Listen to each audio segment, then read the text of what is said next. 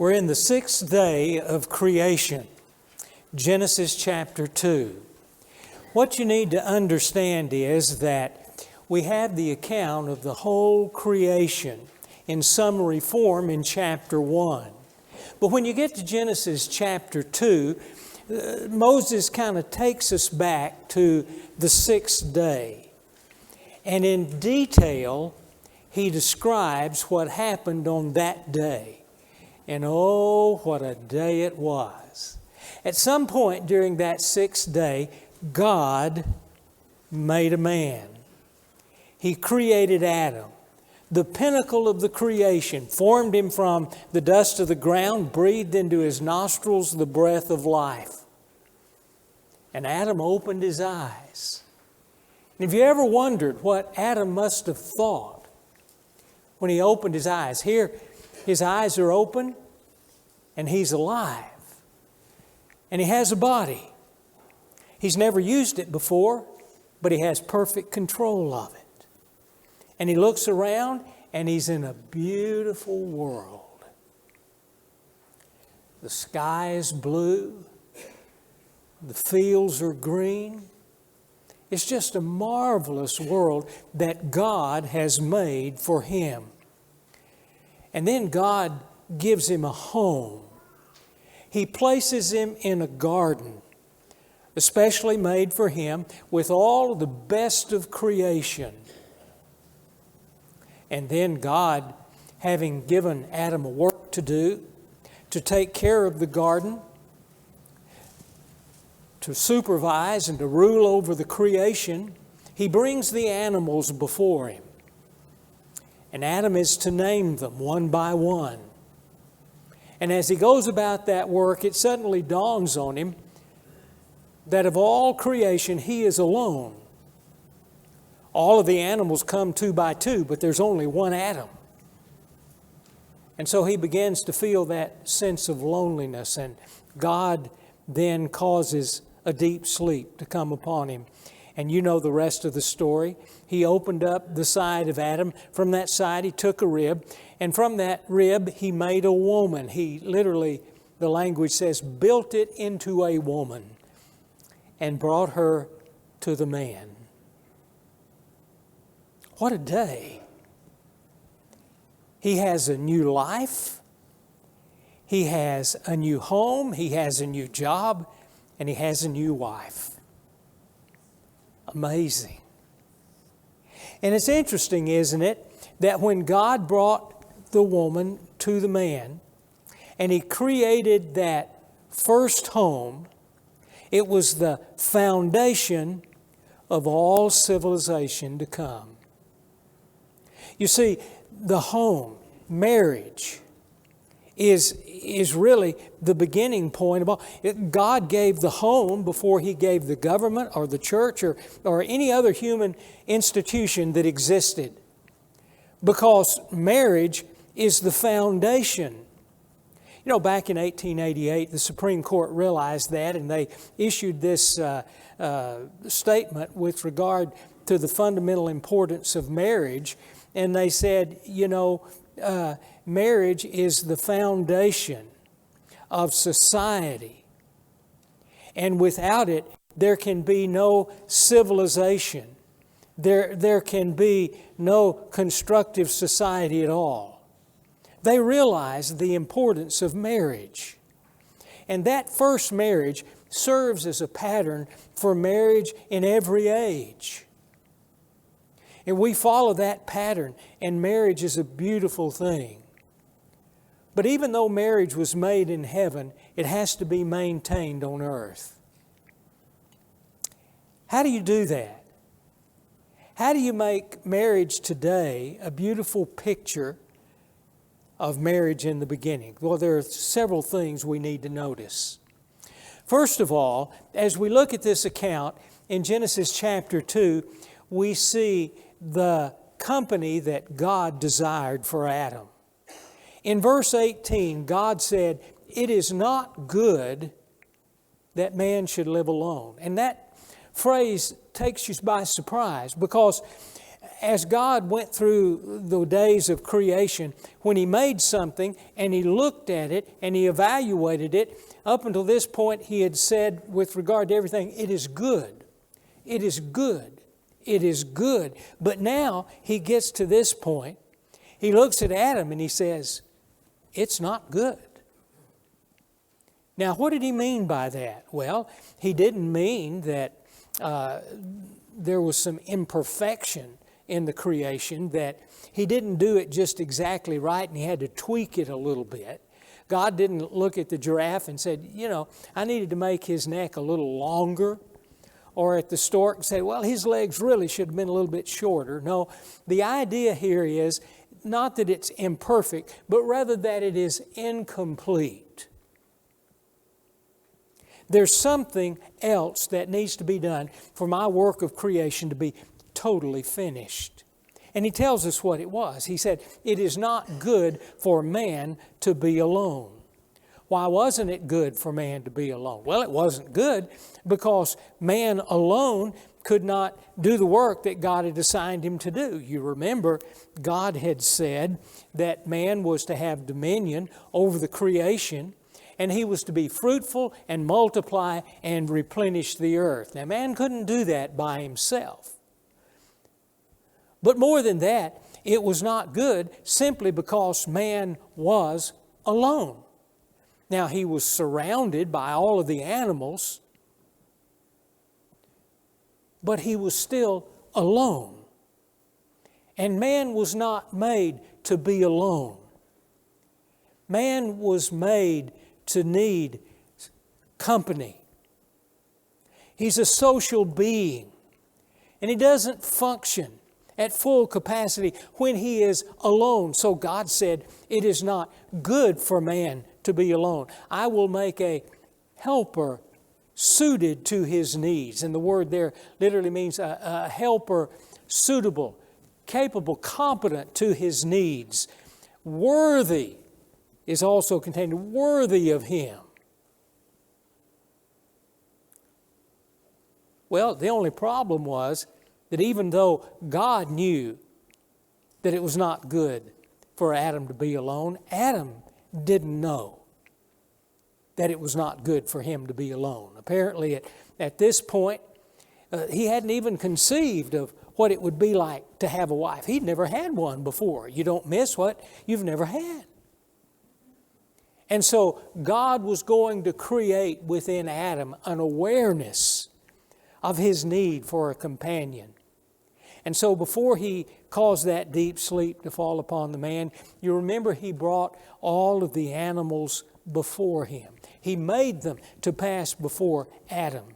And He told Adam, now, you name these animals. And it's interesting because that suggests His dominion over creation.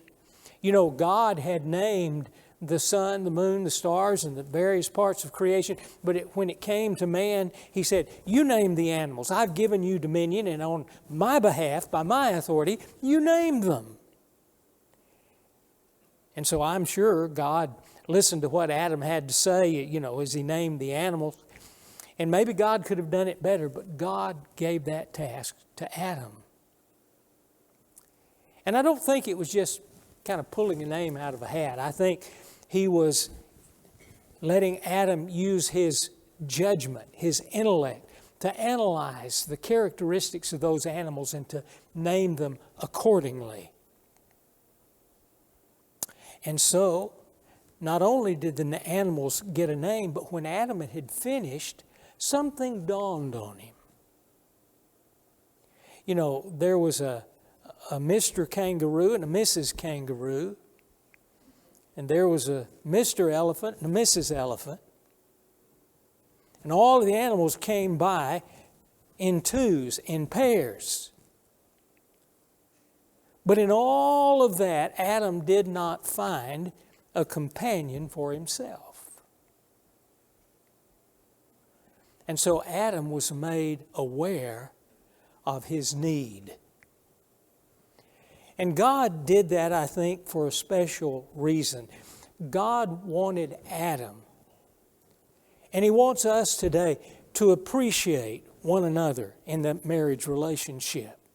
And so when God finally brought the woman to the man after he had made her, Adam said, "This is now," or some translation, "This is at last."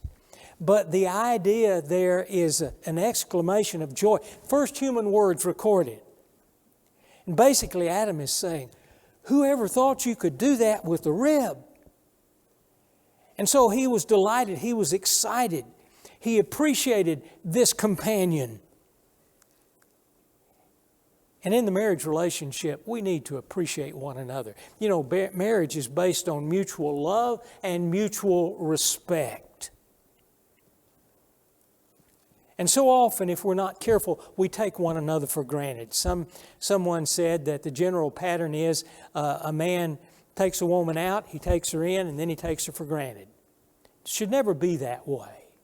Proverbs 31 says, "A worthy woman who can find? Her price is far above rubies."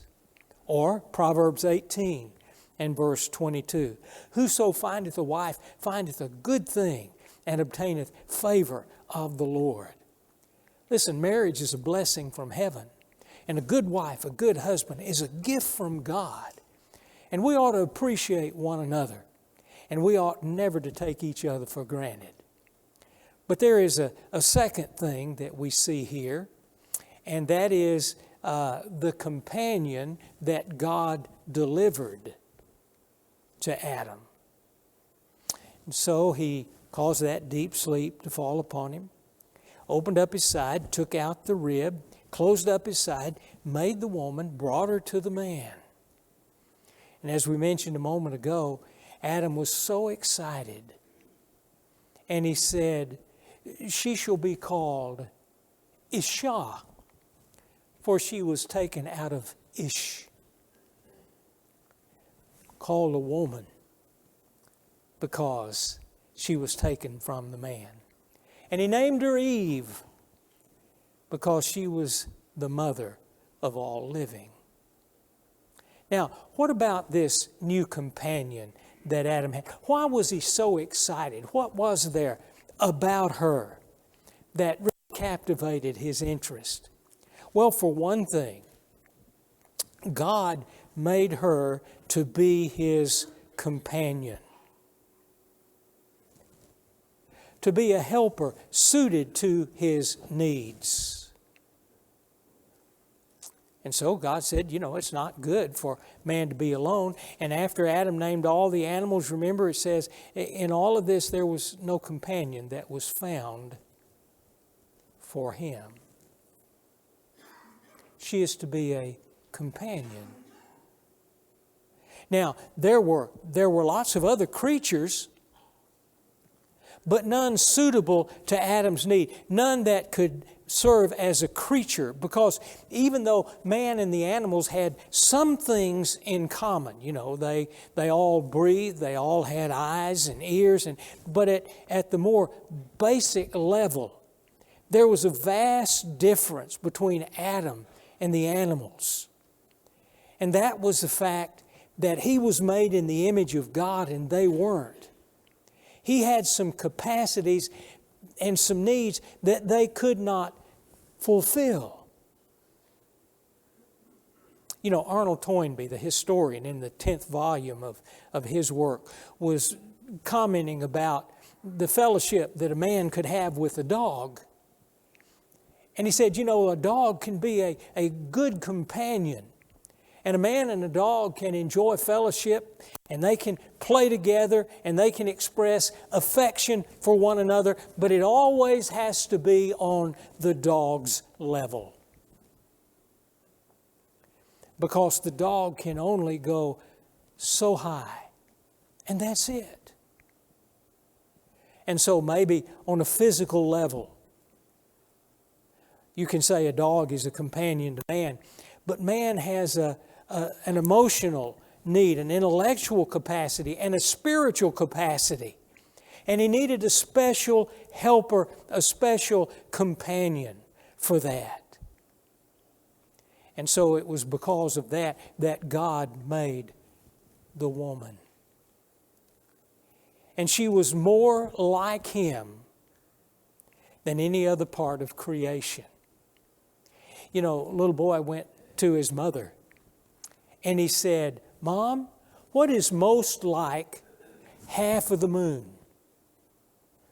And she thought of everything she could that was orange and round. And she said, "Well, half of a basketball." He said, "No." She said, "Half of an orange?" "No." "What about half of a hoop of cheddar cheese?" "No." "Well, what is it?" He said, "The other half of the moon." What is most like man? Woman. She is his other half. Like him, made in the image of God. And she corresponds to him in every way. Physically, emotionally, intellectually, spiritually. They can have a companionship in a sense that man cannot have with any other creature or any other being on the earth. She was made to be his companion. She was made not only for companionship, but for cooperation. God said, "I will make him a helper suitable to him." Now, sometimes people take offense at that. They think it's derogatory and demeaning to refer to a woman as man's helper. But let me remind you that that word is used 21 times in the Old Testament, and 15 times it's used to refer to the help that God gives to man. It's not a demeaning or derogatory term. It doesn't suggest that woman is inferior. It suggests that man by himself is inadequate. Because he does need a helper. He needs a companion. And so that simply lets us know that marriage is intended to be a partnership in which each partner finds their fulfillment in the other and works for the good of the other. Somebody says, the key to a successful marriage is the willingness to sacrifice and to give in behalf of the other. And somebody said, well, marriage is a 50-50 proposition. No, it's an 80-20 proposition. You give the 80, and she gives 80. You say, well, that doesn't work mathematically. No, but it sure does work to make a good home. It's a partnership in which husband and wife work together for the well-being of that family. Proverbs 31, talking about a worthy woman. The heart of her husband trusts in her. She doeth him good and not evil all the days of her life. And then later in the chapter, she looketh well to the ways of her family. It's a partnership. And for marriage to be the kind of marriage that God made in the beginning, selfishness can have no part. It's not me and what I want. And sometimes the biggest problem in marriage can be that selfishness, that stubborn attitude.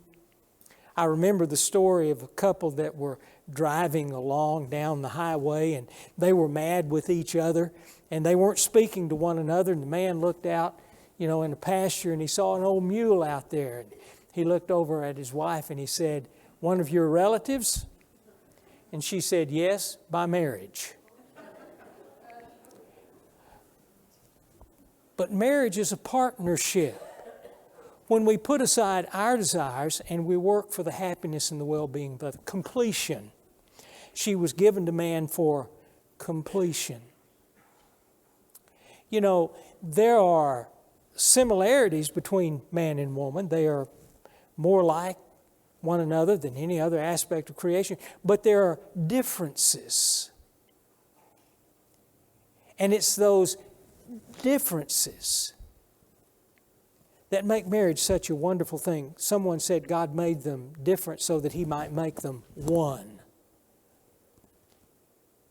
And, God built femininity into a woman and masculinity into a man. And there are some areas where man is weak and the woman is strong, and some areas where the woman is weak and the man is strong.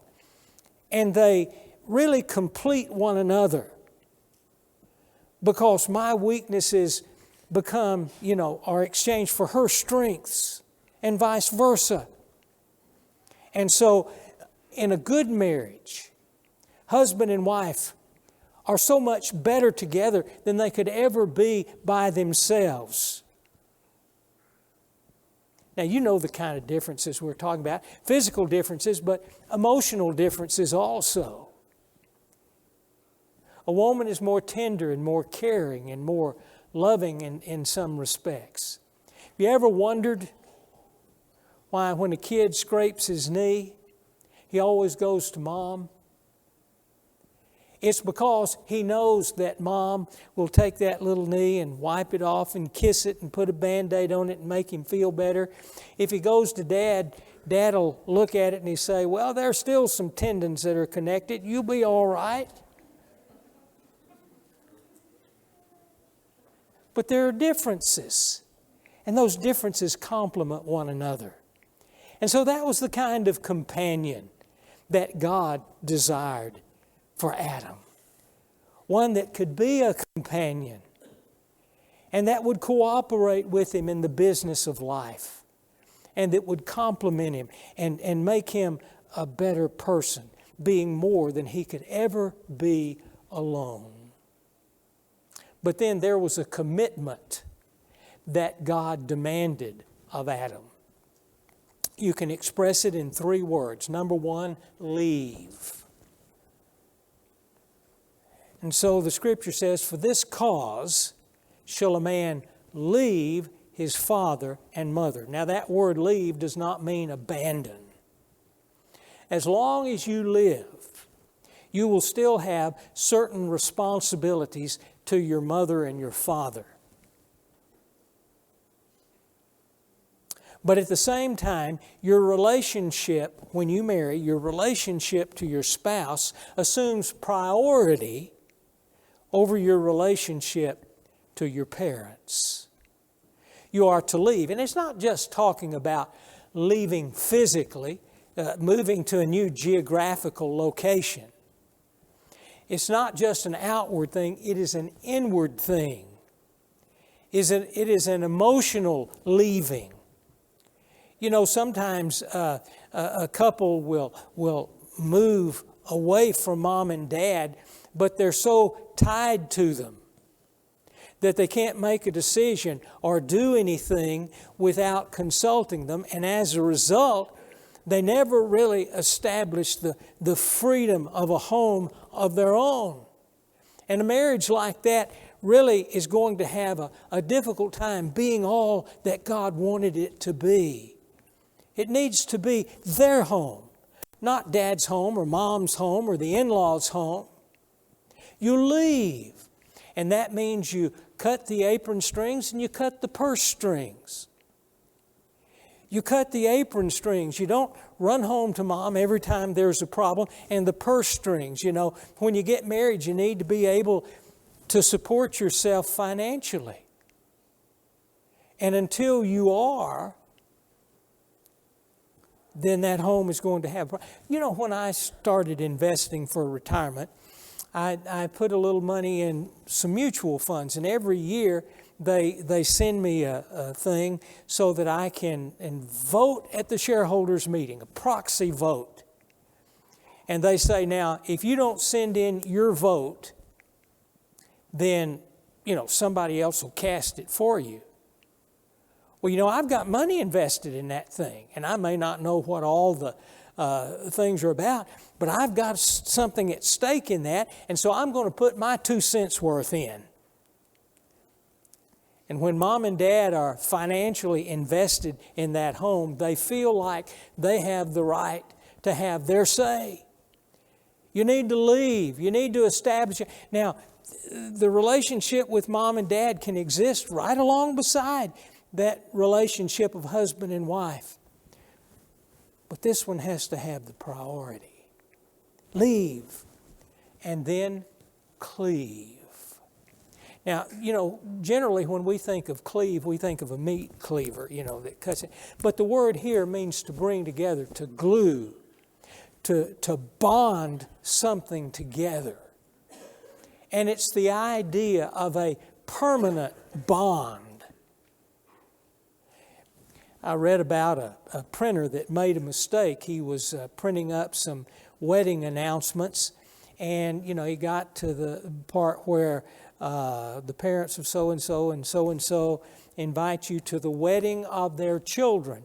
And he misspelled wedding. He put an L in there, and it read welding, W-E-L-D-I-N-G.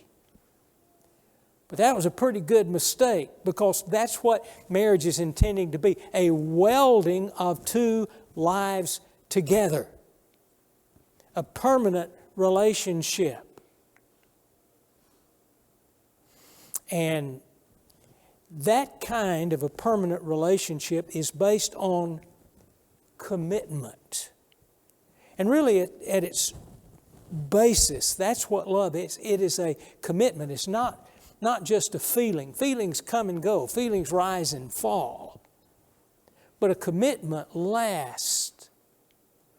Reminds me of the lady who was mad with her husband, and she wrote a note and left it on the refrigerator door. Dear Jim, I hate you. Love, Mary. Commitment.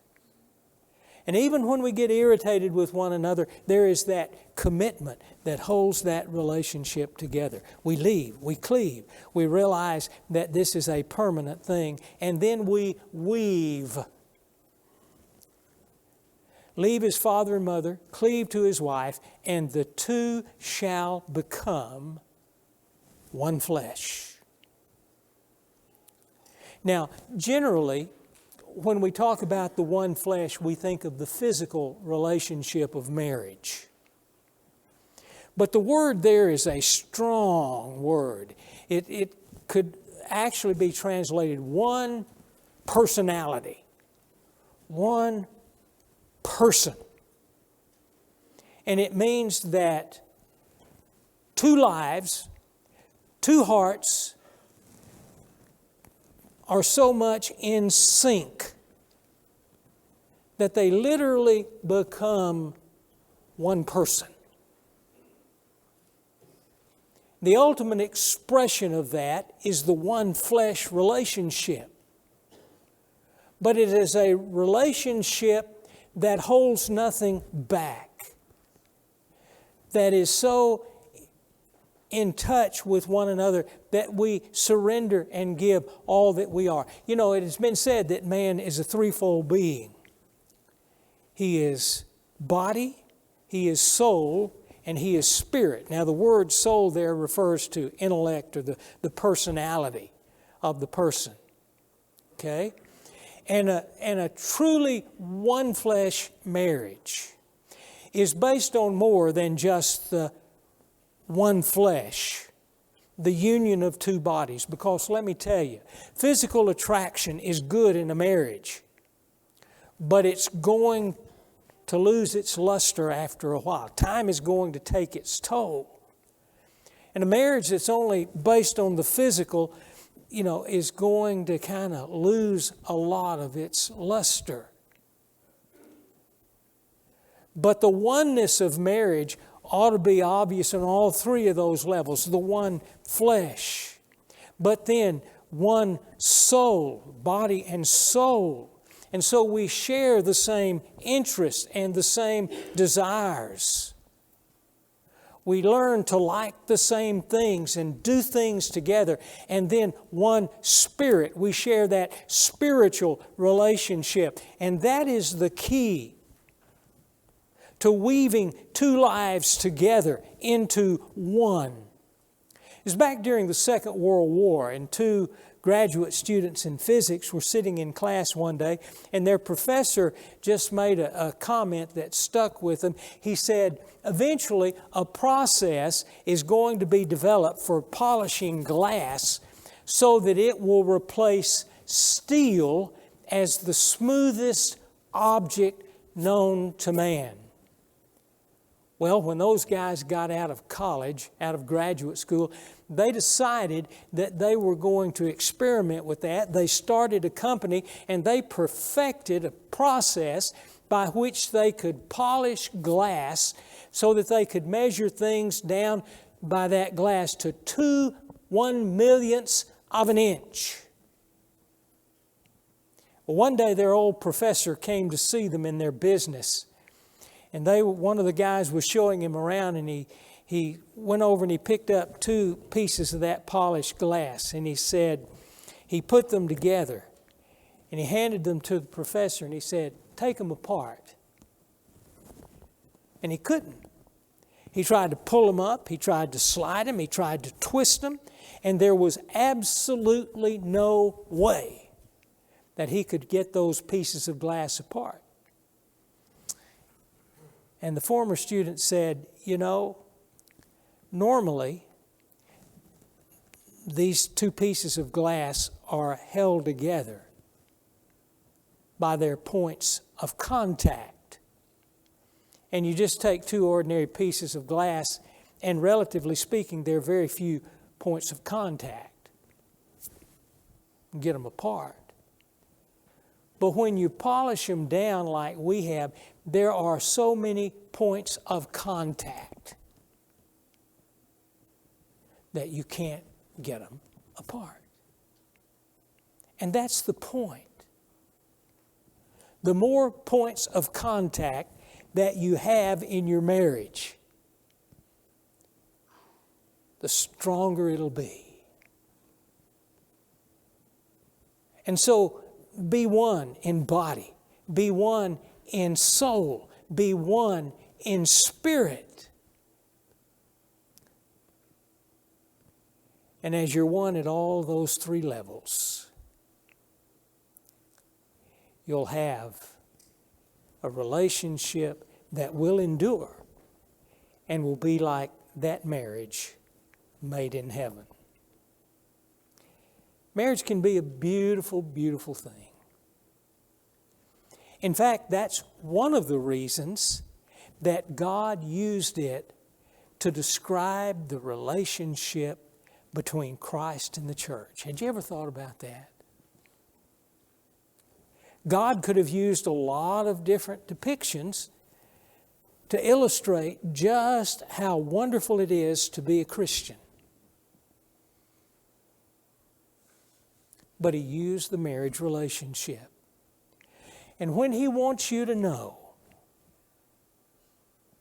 how much the Lord loves you, He compares it to the love that a husband has for his wife.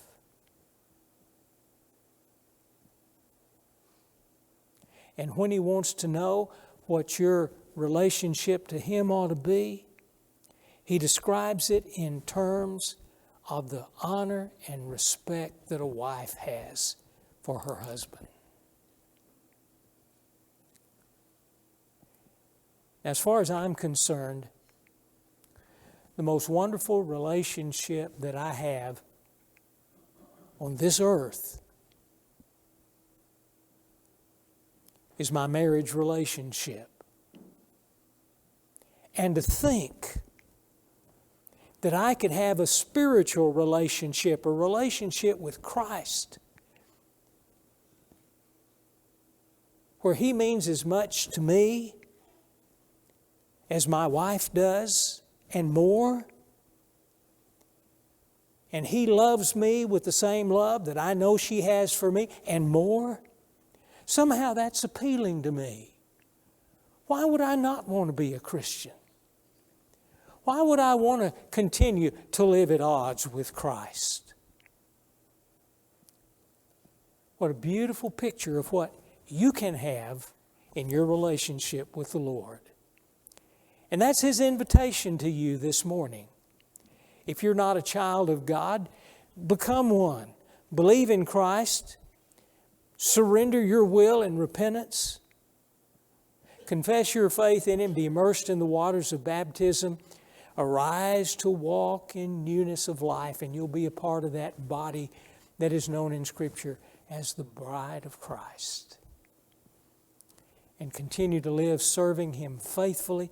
If you've wandered away, know that He loves you enough that if you'll come back, He'll forgive you. But whatever you need, that need can be met in and only in Jesus Christ. And it can be met this morning while together we stand and as we sing.